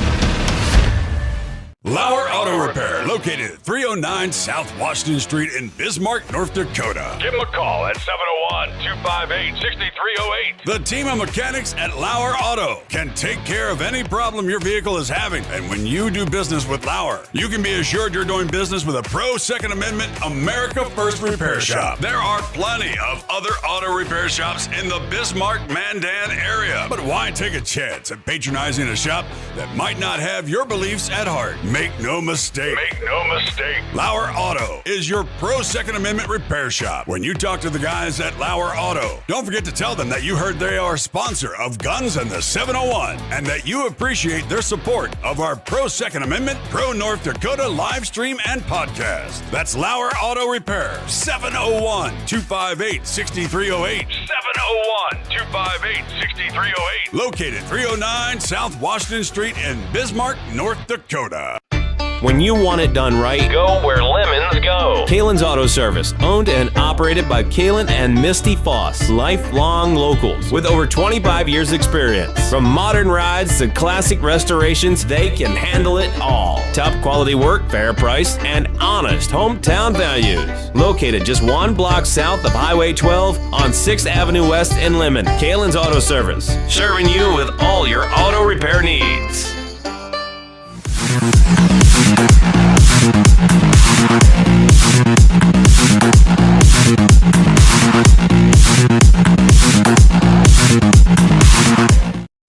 All right, we are back. I got to put this up. Had Eric's daughter sent this to me. It said her youngest sister, Sage, is tuned in to GAT and it's GAT701. So they're listening to the podcast. Got fans of every age here. We appreciate that, don't we? Yeah. So hi, Sage. Right. If you're still listening, hi, Sage. I know you're listening. So, all right. So we've seen some changes. I'm sure a lot of people, we had Jason on here a couple weeks ago. And I love the fact that we're seeing the new changes. I actually had the president's website up there when I had Jason on, because that's very public. You can get on there if you're a member. You just put your membership number in there. And I don't think I've ever seen a more transparent NRA coming down from the top. I got to say that. And it makes me proud to see that. I don't know. I'm guessing you guys are feeling that around there too, the positive changes, right? Yeah, we definitely are. And I've been involved since April 1st. And full disclosure, Clay, I came into this basically with the attitude that, the NRA is just like any other large organization. It's only as good as the people that are running it and the people that are holding those people accountable. So I think when you look at churches in small towns, that's a good analogy I like to use. Everybody's been to a church where there was a falling out or there were issues or somebody got a little too big for their britches or whatever. But at the end of the day, I like to go back to that 1871 date. If it wasn't for the NRA, all of those pictures and all of these people that we were witnessing and talking about, and all the folks that are tuned into your podcast, very few of us would have the ability and the freedom to carry the firearms that we love and to use them to do the things that we love. And that's really where I was at with this opportunity is I just looked at it like, it's the two states that I probably love the best of any place. I think the people are the most genuine folks. I also love, obviously, North Dakota. I kind of like to throw the Dakotas into a lump, Yeah, well, when we had them together as a rep, that was great. That's yeah. And, but at the end of the day, it's hard to find more genuine, solid individuals than we have in Wyoming and the Dakotas. And so, I just looked at it like an opportunity to really be at the forefront of the new improved NRA, I guess you could say. Yeah, I think they're calling it NRA 2.0. Yeah, whatever. Exactly. And what it's really done is it's really woken up people all across the country to the fact that the middle of the country is really where the bread and butter is. I think people are starting to realize that, when COVID happened, it made a lot of changes in all of us and all of our ways of thinking. And I love the take, that South Dakota and Kristi Noem took with COVID and, just deciding we're not going there, folks, and at the end of the day, we have to protect our way of life. And I couldn't think of any better way to do it than to be involved, boots on the ground with the people that I love all across Wyoming and South Dakota. And, that's where I'm at. And I think I wanted to touch on something too, that, these dang cell phones and all the things, and we talk about it all the time, but, you as a field rep, a past field rep, we've really seen a decline in volunteerism. And, one of the things that is critical to the continuation of our way of life is to share the idea of doing something for someone else, volunteering, being involved in your community and your local charity groups, whether it's pro-life stuff or political stuff or whatever it is. People really need to realize that, right now getting involved, boots on the ground in this stuff is the only way you're going to keep these changes from happening and from things evolving and doing, having things be different than what you love. Because if you stand by with an apathetic state of mind and just say, well, it'll never happen to me, it'll never happen in my hometown. It can. Yeah, don't hold your breath, because people are moving into these areas. People love our way of life, but they also bring a lot of ideas and a lot of change with them. And so it's an important thing. I'd love to hear what Eric has to say. I see he says, I will keep my mouth shut, but I'm all about full disclosure, Eric, and anybody else on this podcast that's listening or that wants to know more about what the NRA is about nowadays. And, realistically, if you want change, you have to be a part of it. That's how it goes. Absolutely. And I can tell you right now, NRA, and me and Jamie have always talked about this, they are a civil rights group. They truly are. That's what they're doing. And they're protecting your civil rights, in particular the Second Amendment. If it wasn't for the NRA, don't get me wrong, there was things I disagreed with when I was there. And I'm not going to ask you to say it because I understand the position you're in, and I couldn't say it then either. But in any group you join, you're never going to be 100% on board with everything they do. I don't care what group it is. And like you said, even in your church, right? I've seen the things that have happened in churches. But if it was not for the National Rifle Association, nobody has the clout that the NRA does in Washington, D.C. It's just that it's a plain and simple fact. They are the 10,000-pound gorilla in the room. Yep. And I know at the state side, it wasn't a whole lot different. I probably did a lot more for ILA than most reps did because I really loved it. So and I was happy to help them out. So I made a lot of trips, especially in the pier.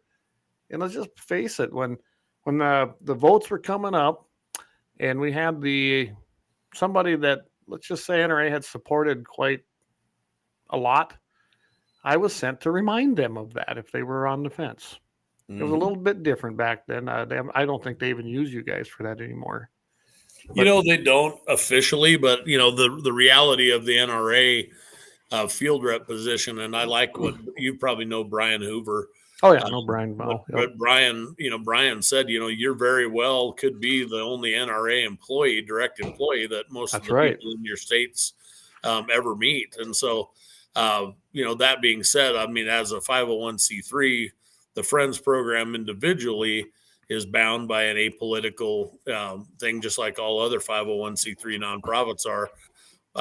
We can't officially take a stand, but the NRA has been very vocal about saying, what you do on your own time and with your own resources is totally up to you. And so I wear all my opinions on my sleeve, so to speak. I think when you look at the NRA, there's really no doubt which way we lean, Well, absolutely. And that's done by ILA takes care of that. People don't understand. There's NRA, and there's NRA ILA, there's NRA PVF, there's NRA Foundation, you got the Whittington Center. I mean, there are a lot of arms that come out from underneath that umbrella, but nobody puts them. They don't separate them. I used to, people used to confuse that all the time when I was out there.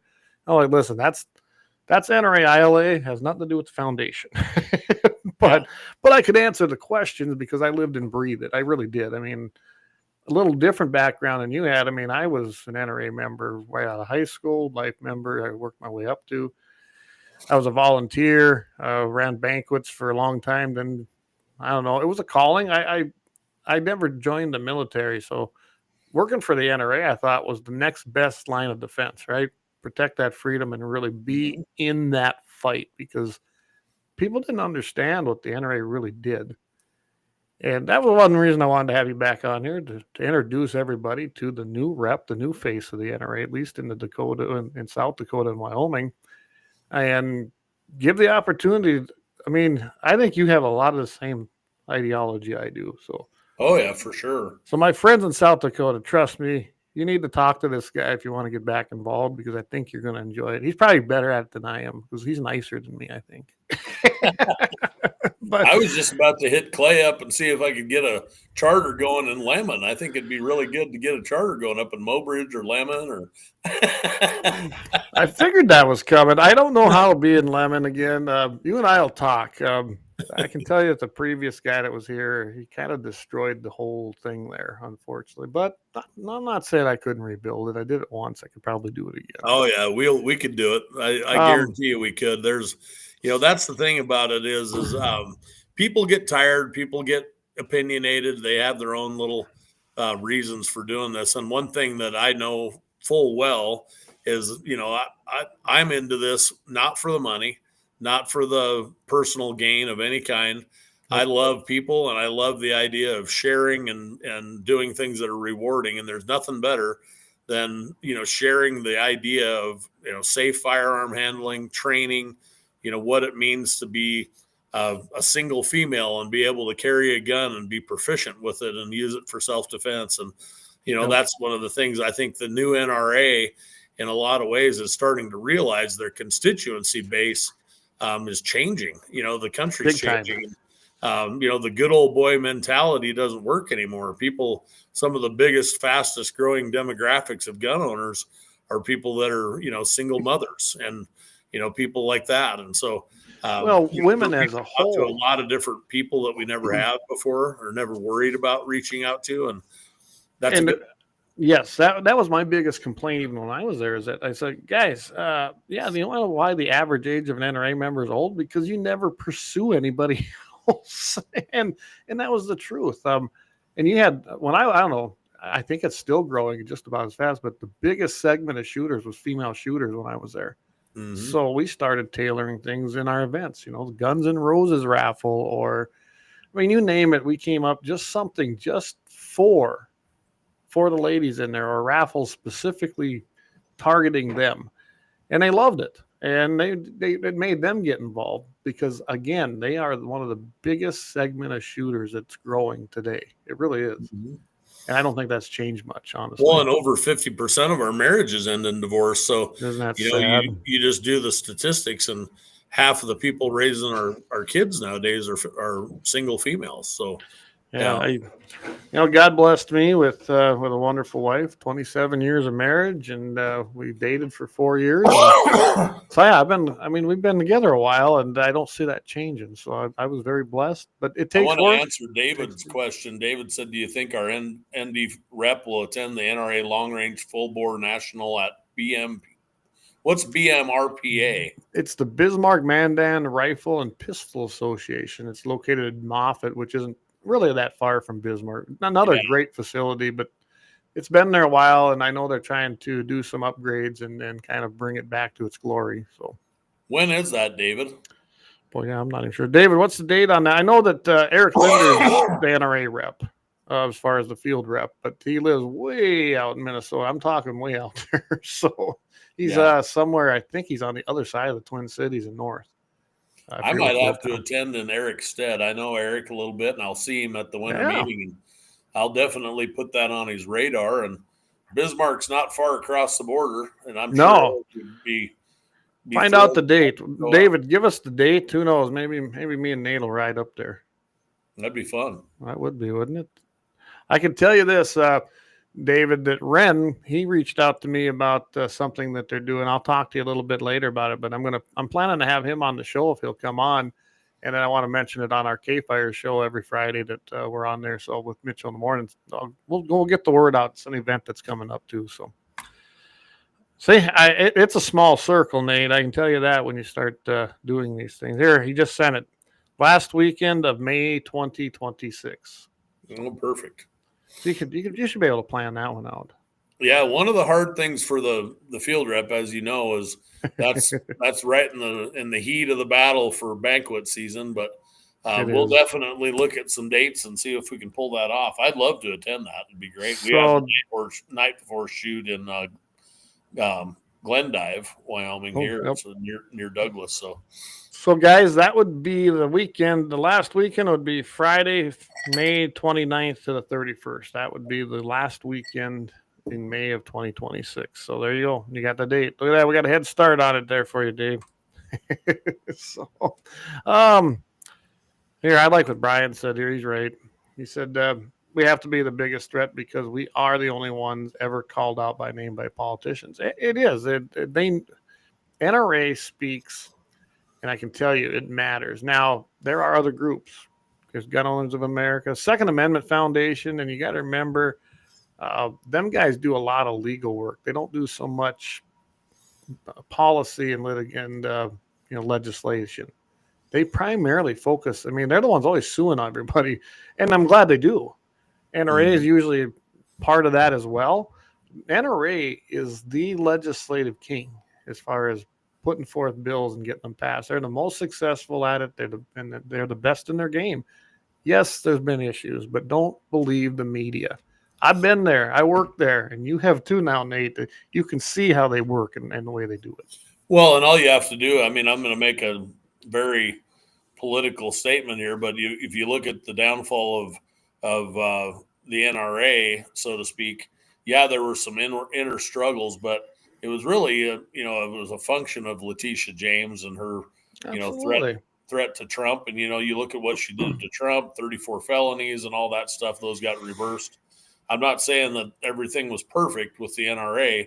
There were some doors left open, but at the end of the day, a lot of it was just, basic political skullduggery that caused the heart of that battle. But it did. And you're going to have those things, especially in an organization that's that large. We saw this in the 90s with Marion Hammer. I don't know if anyone remembers that. And it almost fractured the NRA in half. Okay. Yep. We recovered. We come back. Charlton Heston took the reins, and I think he was a big part of that. Big celebrity and big promoter and a big name, right? Mm-hmm. And he really was able to bring back the sides in the NRA and pull them together. But let's remember something else that went on in the 90s. The assault weapons ban. If it wouldn't have been for the NRA that was fighting a Democrat-controlled House, a Democrat-controlled Senate. Remember, we hadn't won the House back yet, and a Democrat presidency. The assault weapons ban would have never sunsetted. It would still be in force today. Yep. The NRA did their best, and I know that they caught so much grief. Oh, they supported this. They didn't really support it. They litigated it, and basically they knew they were going to lose that battle. I knew they were going to lose that battle. They didn't have the vote. To choose. You're hitting on a good point. You have to choose your battles. That's the thing. And they did, and they were able to litigate it so that they threw out a bunch of the guns that were on that list, because even your semi-automatic Remington 7,400 rifles would have been included on that list. Remember that. They were able to litigate it down to a small amount of guns with a 10-year sunset, and then they let I guess you could say, for lack of a better term, they let those reps and senators vote for that and pass it, knowing that in 10 years it's going away. And it did. Yep. But you know what? They had no chance. If they wouldn't have done that, the original bill would have stood, and it'd still be the law of the land today. I have no doubt. Yeah. Yeah. So, and I know we got a guy on the radio, but he's ain't on there so much anymore, old gumshoe Cody, who hates the NRA because of that. They let the 1968 gun control. You know what, Cody? You don't know what you speak of, and I know he listens to this once in a while. Don't care. But and I always ask the NRA. What I like to ask guys like that too is what's your alternative? What's your solution? You know, They you don't can have say one. you can say all you want to say, but come up with a solution. Let's bring some solutions to the table. If you want to, Absolutely. if you want to throw darts, at the end of the day, it's all about getting something done and figuring out. That's politics 101, and it's never pretty. But I think we've learned that lesson. People have. I mean, look at the ATF and we're in a position right now where the National Firearms Act is basically, it's defunct. And we've hit on that a lot on this show. Mm-hmm. I don't think people understood that when we got it zeroed out, when the tax becomes zero, it's no longer a tax. Therefore, you can't have a requirement if there's no fee for it. We went into the detail. I'm not going to cover it again tonight. I'm telling you, this is the pathway, and I'm sure you guys are going to talk about this at the winter meetings. It's the pathway to eliminate the NFA, and not through the long legislative process, because you can't have a tax if it don't have a value. And there's a whole different part of the U.S. code for taxes, I think under Title 18. So, get ready, guys, because I think it's going to be interesting. I do know this. After that zeroed out, I'm planning to get us another suppressor. I've just been waiting for that. So, actually, I'm going to get a couple of them. So, hey, Eric did respond. He goes, "Hey, we was talking about when he said keep his mouth shut about teasing about the 6.5 Creedmoor." He says, "That's what I said." I was going to say, I don't think Eric. I know Eric too good. I knew he wasn't against us. So, and David said May 28th through the 30th is the date. We'll shoot to 800, 900, and 1,000 yards at one of the wickedest ranges on the planet. And he's right. The wind out there, you'll see if you're able to make it. Like I said, I'm going to have to try and make that with you guys. Brian says, Teddy Roosevelt said that complaining without a solution is called whining. I like that. That sounds like a That's t-shirt. great. We have to have a new t-shirt. That's spot on, too. Well, I'll tell you what. Let's take one last break before we go here, and then we'll come back with some closing thoughts. And I do have a happy ending chronicle. I think you'll like it. We always highlight the self-defense act with a firearm usually on the show. So if you want to hold on here, if you got time, don't you, then finish it out? Yeah. Cleared your schedule just for this? Oh, yeah, for sure. Okay. All right, guys. We will be right back with our last ad for the night, and then we'll kind of give some closing thoughts and have our happy ending chronicle.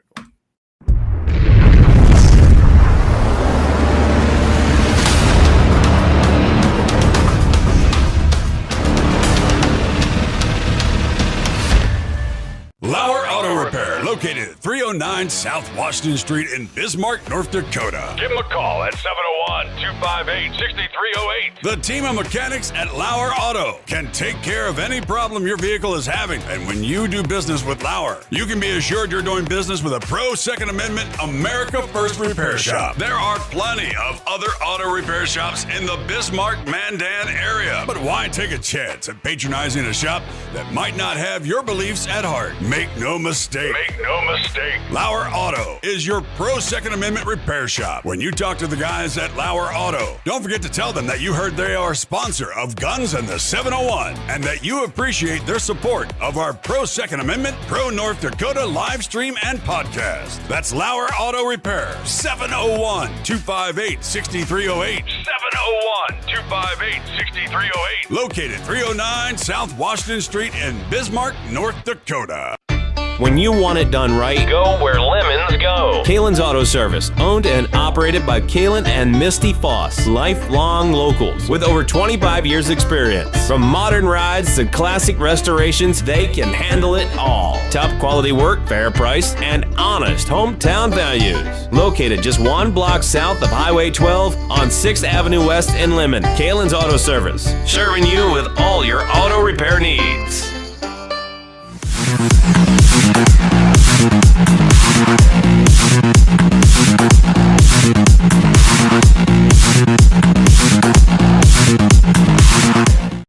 All right, we are back again. Nate Brown, NRA Field Rep for Wyoming and South Dakota, is my guest tonight.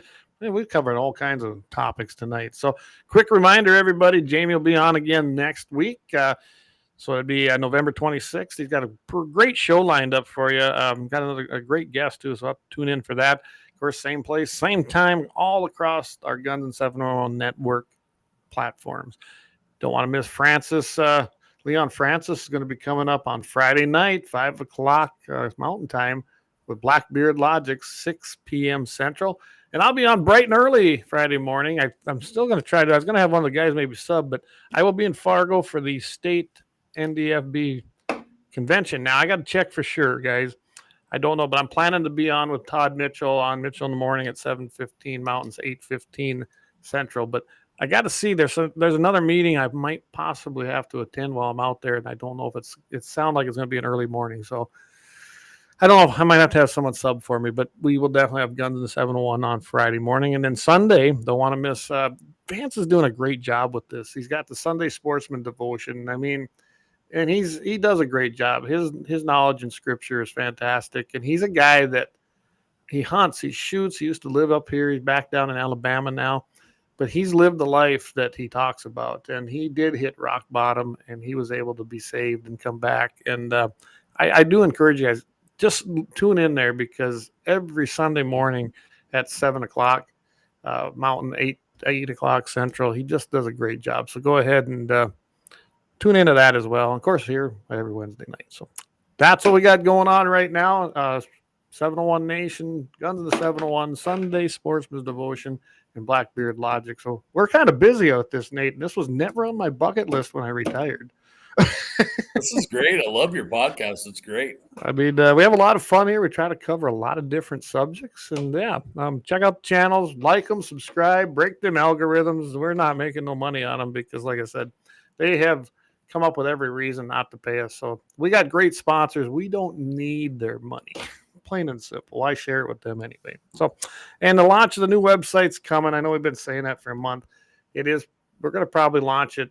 I'm just going to say it's going to be the first of the year. I thought it'd be a great time to launch a new one. I've been in touch with her. And you guys all know the story with my son and the medical problems we've been having. So that consumed me for the last 2 months.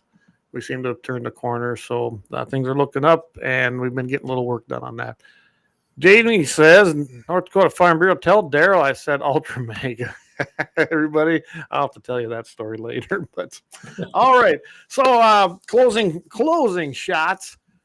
NRA Foundation, Friends of NRA. Where do they? I've had it up here, but how do they get a hold of you if they want to get involved? How do they do that? Well, I'll give you my phone number, 307-823-3948. That's my official NRA cell phone number. I'm very reachable, very responsive. Just to be fully out there. Anybody across South Dakota, small towns, never underestimate the value of a small town community. I would love to put a banquet or a fundraiser of sorts anywhere, anytime. You guys let me know what you're interested in doing. NRA game nights, Wall of Guns games. Clayton knows all the opportunities that are available. We can do some really cool stuff that put money on the ground for shooting sports. I've literally taken this job, and I'm tireless in my pursuit to grow this organization. I'd love to kind of catch Clayton's numbers that he had at one point in time. I think it's, there's absolutely no reason why, South Dakota and Wyoming should both be $1 million states. We love the Second Amendment. There's a lot of money here. People are moving in. I have no shame. I have no shame to reach out to people. I wear my heart on my sleeve, and I'm willing to work for you folks all across South Dakota, and small towns and big towns everywhere. Small town, is where I grew up. That's, Wyoming, South Dakota, North Dakota. I've never really lived any place but a small town, and I see the strength in the small groups of numbers. I wanted to kind of showcase somebody that he's a pretty good field rep. His name's Jason Russo. Do you know Jason? Have you ever heard of Jason? I know the name. He wasn't there when I was there, but he's in California. Yep. And, you talk about, the politics and all the things we have in our favor. He's in the heart. He's in the belly of the beast. He did. Yeah. And he had a banquet in southern California in Compton. If any of you guys Oh, really? Wow. listen to rap music, but he had a banquet with a net of over $80,000 in Compton, California, with 80 people in the room. So Clay can vouch for, that's about $1,000 average net money on everybody that was there that night. So, the Second Amendment, and, we're coming on the 250th anniversary of our country. This is the greatest place on earth. I'm just happy to be working for South Dakota and Wyoming doing this and doing what I love. And, I've put about 30,000 miles on my pickup since April 1st. So I'm not afraid to drive, and I'll sleep. I've slept in hunting camps and on cots and stuff all across the country. So, I'm not opposed to camping out if I have to or whatever to make this happen. But we've got a banquet coming up on December 12th or 13th in Yankton. If any of you are anywhere near Yankton, I know Mitchell's had a banquet in recent years. If any of you have contacts in Mitchell, let them know about me. Nate Brown, or NBROWN at NRA HQ. That's my email. And then again, 307-823-3948. If you can't find my phone number, if you don't see it, there's also South Dakota State Friends of NRA. I manage that Facebook page. So South Dakota State Friends of NRA. Growing a lot of Facebook followers as well. And, I'm not a pride person or a proud person. I just want to meet people where they live, And you can go right here too to find Nate and any of the other field reps. It's friendsofnra.org. /events and then /field representatives. It's pretty easy to find on there when you get onto that website. If you want to find them, just go to the events, and then they've got field representative tab right there. And then you can follow the links. It's pretty easy to find that. It hasn't changed much. I think that's how it was when I was there. They were just developing that site when I was there. We didn't have one, and then they developed one. So, it's still a great program. I know there was, we're not going to go into all that, but I can tell you that I still love the NRA. I retired. I really felt we would make $1 million if I'd have stayed that extra year or two, because that's the road we were on. Yeah. We were up there around 750,000. So that's a lot of money, and it's doable. I've always felt that back then it was North and South Dakota, but I have no doubt it can be done, especially now. Everything costs more, so it'll put up the money anyway, right? Yeah. But it's a fantastic program, and we used a lot of money in these two states to do so much. We were funding YHEX, we were funding 4-H shooting programs, ranges, buying NDSU. They started a rifle competition. They had a rifle club, I guess you'd call it, but it was part of the actual NDSU program, and we're competing, and we bought rifles for them. So we were doing so many things, and it's unfortunate that after I left, it all went away so fast. Thank you, JD. I see your comment there.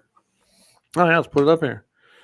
Good to hear Nate on the stream. Seems like a great guy to have on our side and to be repping the NRA. JD, by the way, I met him, and he was one of my NRA volunteers in Bismarck, North Dakota. So I have, and Mitchell, Mike Deakins, who also has been part of this, he's kind of doing the background stuff now. He's one that helps make these ads we do, puts the voices to them. He's in radio out there. I'll reach out to him. I can tell you he got pretty involved with the Masonic Lodge after that. And I don't know. Well, I can definitely visit with him, though, because Mike's a solid guy. And, you can't find a better guy. He's nice. He's knowledgeable. And I was actually hoping he would have become the next rep when I retired. That was the guy I was kind of training. Yeah. So I think he'd have made a good one. But yeah, I'd love to make his acquaintance and figure out what we can do in Mitchell and put him back in the fold, man. Absolutely. We you and I'll talk sometime. We were having some issues. I said, like, when we talked to North Dakota on gaming. So we were actually talking to the tribes, being they're independent from the state in that. And we never got it off the ground, but we were working on doing 2 events within the tribes system at their casinos. I think that would have went real well. So yeah, just something I got a lot of ideas you can try out. Yeah, for sure. So, yeah, there's really no reason to have for us not to be running a perpetual gun raffle all the time in South Dakota and Wyoming both. I see David asked if I've actually shot the night for a shoot. I have not. I have not done that yet, and I do a lot of shooting, but mostly just in the hunting world, and I love to shoot just recreationally. But I have just recently kind of got started shooting some long range stuff. I had the opportunity to go to a long range university hosted by Gunworks. I didn't have to pay to go to that thing, but they're pretty proud of their equipment. But it's they have some nice equipment. They do some good things, and yeah, it's just amazing. It's amazing to me, the technology. And we had a guy, a little team in Wyoming, and I haven't met them yet, but they're in Jackson Hole, Wyoming, which is the heart of liberalism. But but Jackson Hole, they shot 4.4 miles recently, so. I know, isn't that something? Wow. That's almost impossible for me to wrap my head around. But at that point, you are doing the math because you're figuring in the curvature of the Earth and its rotation. Oh yeah. So it just one of give the you an funniest idea. things about that, there's an article about it. If you just look at longest long range shot or whatever, there's pretty good articles out there about it. But they realized that they had to tilt their target. Yeah, because the surface area of the target was so small, and the bullets coming in at such a steep trajectory. Isn't that something? Yeah, it's just phenomenal. But yeah, I love those all the disciplines. It's one of the things I love about the job that I have. I'm hoping to kind of get my charters and my committees put together, and then settle in and just become a better shooter and try out more things that I haven't done.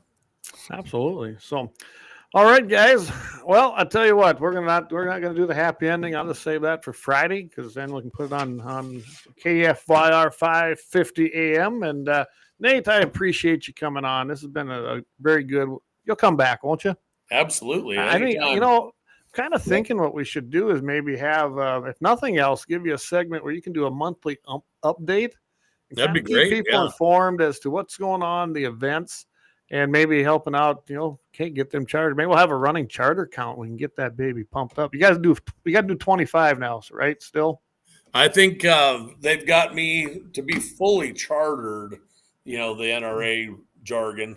Last I heard, it was like 17 or 18 is what they're asking me to do. But okay, well, that's a lot more reasonable. I know when I was there, they were really pushing it. Everybody had 25, and. Like we kept saying, hey, let's have quality events rather than all these, ones just to make a charter, and what that's about. So, and I think they're starting to realize that just a sheer numbers game. When you look at Illinois and places like that, I mean, we have about 600,000 in the entire state of Wyoming. Right? So, yeah, it's a little bit sparse out there, isn't it? Yep. All right. Well, everybody, again, appreciate you tuning in. Again, don't forget, we got Blackbeard Logic Friday night. We got Vance coming up on Sunday with Sunday Sportsman's Devotion, and 701 Nation with Jamie next Wednesday. And then I'll be following up the following Wednesday. Nate, again, thank you very much. And I will get this. We're going to have him on a lot more, give you some updates. Get out there and join the Friends of NRA. Volunteer. Go to the website, friendsofnra.org. Let's help him make these charters. Guys, keep your powder dry, and we'll see everybody here in 2 weeks for me.